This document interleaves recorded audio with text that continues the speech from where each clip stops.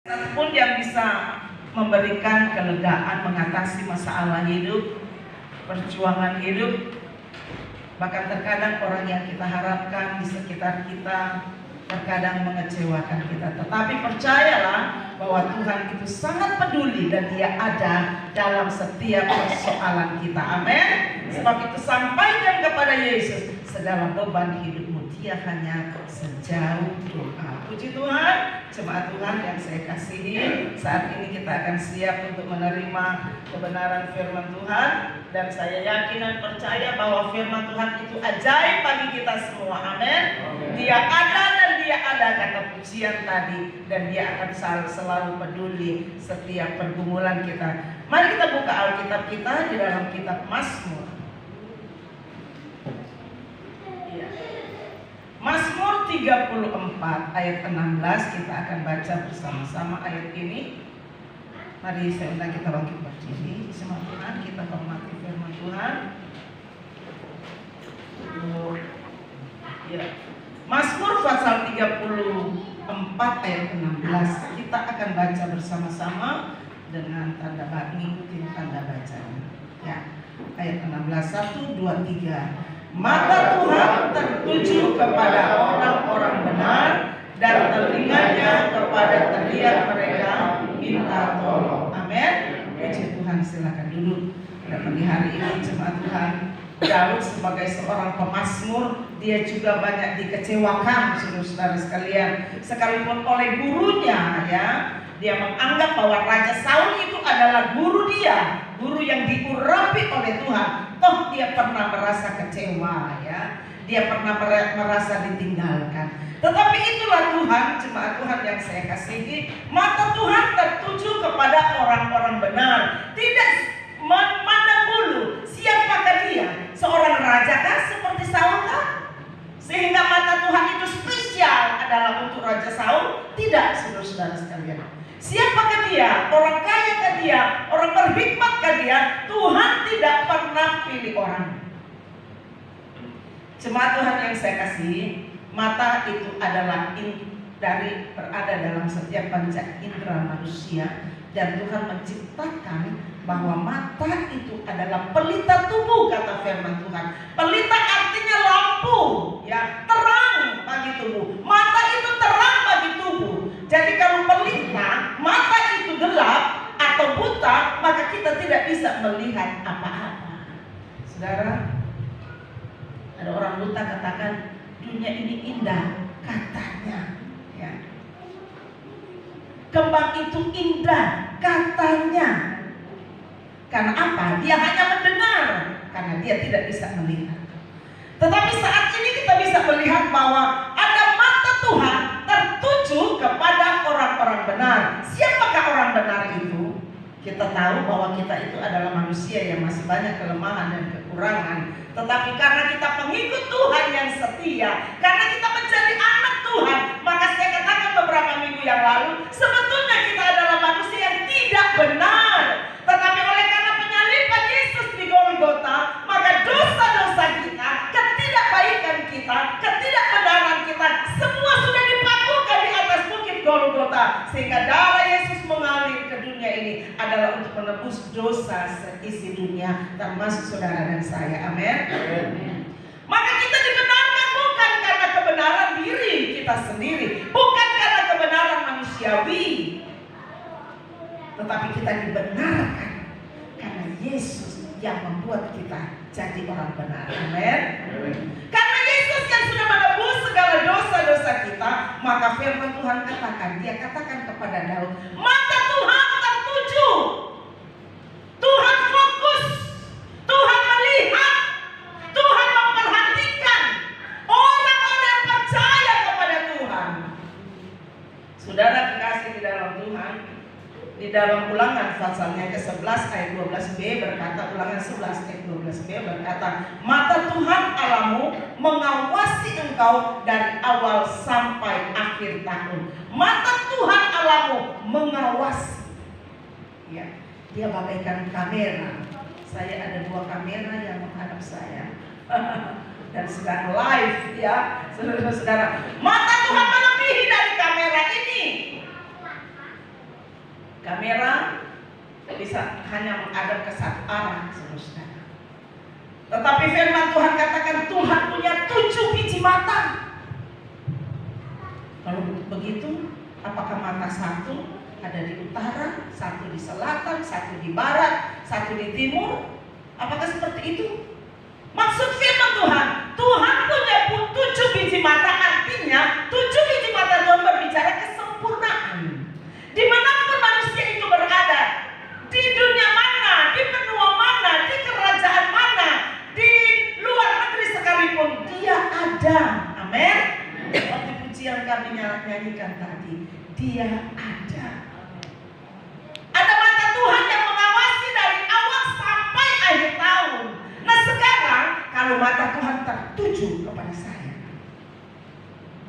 kalau mata Tuhan tertuju kepada ibu-ibu, kalau mata Tuhan tertuju kepada bapak-bapak, mata Tuhan tertuju kepada kita, anak-anak muda, apa yang bisa dilihat oleh Tuhan dalam diri kita? Nilai-nilai apa yang bisa dilihat oleh Tuhan di dalam hidup kita? Poin pertama yang dilihat oleh Tuhan, engkau ada di hadirat Tuhan. Amin. Amin. Sekali lagi, poin pertama yang Tuhan lihat, bahwa engkau ada di gereja. Poin yang kedua yang Tuhan lihat, apakah engkau sungguh-sungguh dengan firman atau hanya buka HP?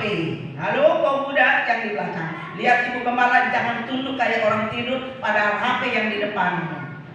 Ya, anak-anak muda, tutup HP-nya. Ya, karena Tuhan melihat, ibu gembala tak lihat.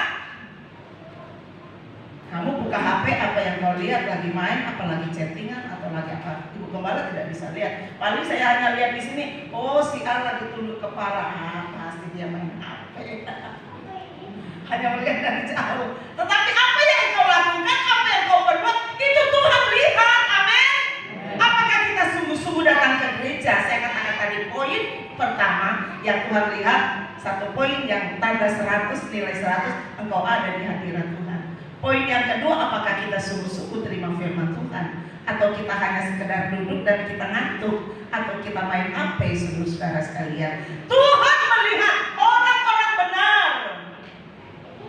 Jadi spesial, mata Tuhan spesial melihat kepada orang-orang benar. Bukan berarti orang benar tidak dilihat Tuhan, dilihat oleh Tuhan, tetapi ada poin-poin positif yang Tuhan lihat kepada orang-orang benar, termasuk saudara dan saya. Amin. Di sini kita bisa melihat, saudara-saudara kekasih di dalam Tuhan, bahwa mata Tuhan itu mengawasi. Contoh seperti ini. Kita punya anak yang baru 1 tahun, baru mulai berdiri, baru mulai melangkah, 3-4 langkah jatuh lagi, ya kan? Anak umur 1 tahun yang baru mulai belajar jalan, ya, berdiri jatuh lagi, jalan sedikit tidak seimbang jatuh lagi. Itu mata mamanya, mata papanya itu fokus lihat anak itu, karena kalau dia jatuh, sih punya pengalaman saudara. Dulu kami di Cirebon itu ada Kok Edi yang suka datang di sini. Dulu dia orang punya saudara ya. Sekarang dia jadi kere habis. Kok Edi yang suka datang di sini ya. Dia punya rumah di Klender tahun berapa itu? Kami di sini aja udah 26 tahun ya. Ya kira-kira 30 tahunan yang lalu kurang lebih seperti itu. Dia punya rumah di Klender, dia punya toko di pasar Klender yang sudah terbakar dulu dan sekarang jadi mall ya, jadi toko-toko. Ya dulu pasar di situ. Dia punya toko di situ. Waktu itu, kemudian ada anaknya 3 saudara, si Budi, Adi, Lina. Yang nomor 2 ini namanya Adi, baru umur 5 tahun. Mereka di Cirebon itu tinggal di rumah kong. Orang Cina bilang rumah kong itu artinya rumah engkongnya. Jadi siapapun boleh tinggal di rumah itu, karena rumah itu satu halaman itu ada 3 rumah di situ. Jadi boleh pakai siapa aja, anak cucunya boleh tinggal di situ. Rumah kong namanya. Dan di situ ada meja sembayangan.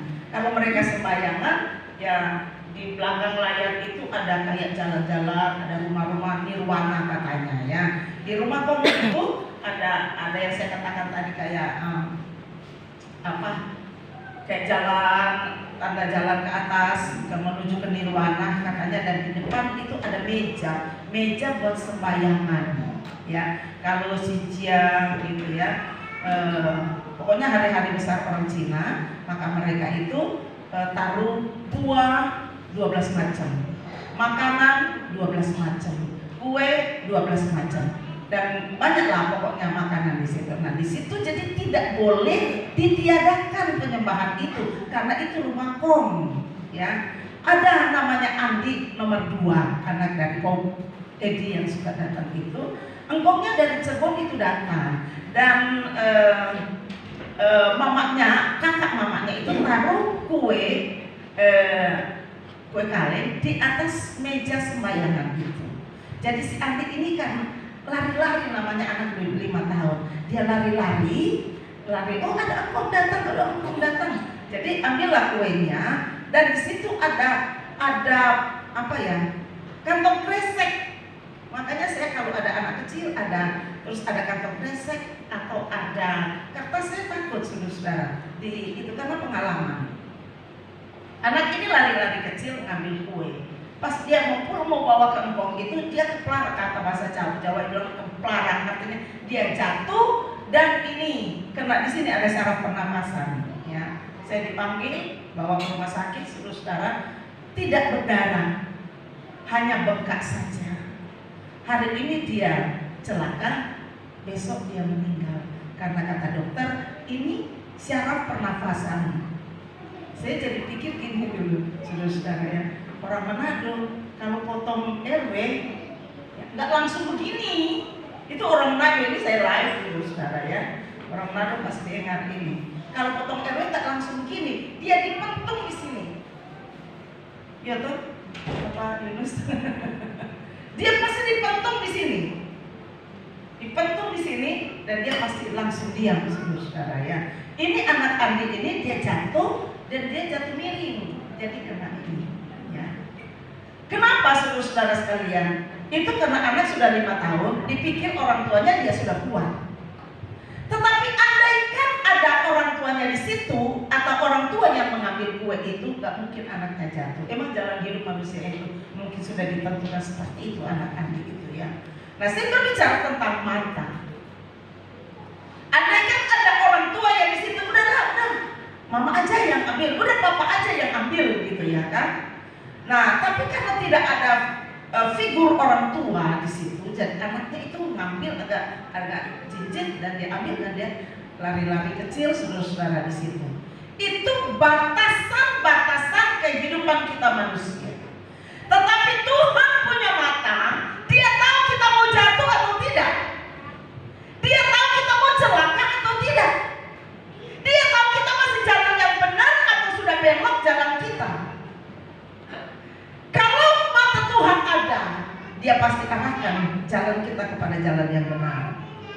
Bukankah Tuhan berkata kepada Yosua, jangan engkau menyimpang ke kiri, jangan engkau menyimpang ke kanan dari jalan Tuhan, tetapi berjalanlah sesuai dengan kebenaran firman Tuhan. Amin. Ini Tuhan katakan kepada Yosua. Yosua manusia biasa sama dengan kita.